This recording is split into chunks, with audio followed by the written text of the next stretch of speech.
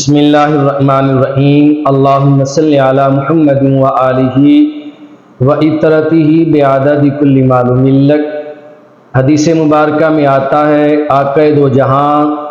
سرور انبیاء صلی اللہ علیہ وآلہ وسلم نے ارشاد فرمایا، تکبیر اولیٰ کے ساتھ باجماعت نماز ادا کرنا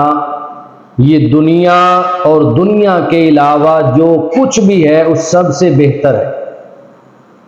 یعنی جو بندہ مومن نماز باجماعت میں تکبیر اولیٰ کے ساتھ ملتا ہے،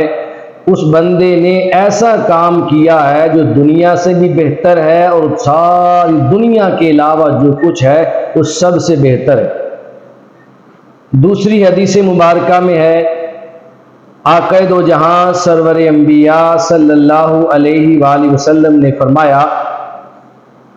تکبیر اولیٰ کے ساتھ باجماعت نماز ادا کرنا بیت اللہ شریف میں 70 اونٹ ذبح کرنے سے افضل ہے۔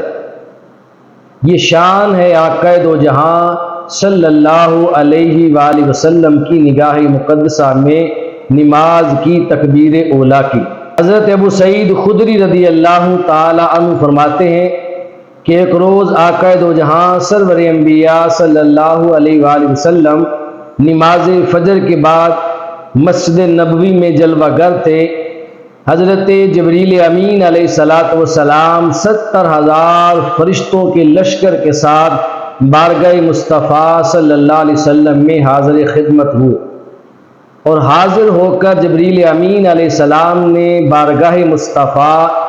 بارگاہ سرور انبیاء صلی اللہ علیہ وآلہ وسلم میں عرض کی، یا رسول اللہ،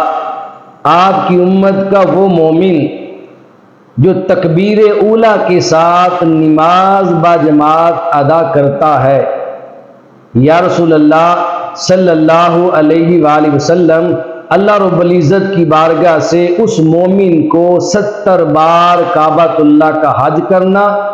اور 70 عمرے کرنے کا ثواب عنایت کیا جاتا ہے۔ تو آپ اندازہ لگائیں، جس نماز کی پہلی تکبیر کی یہ شان ہے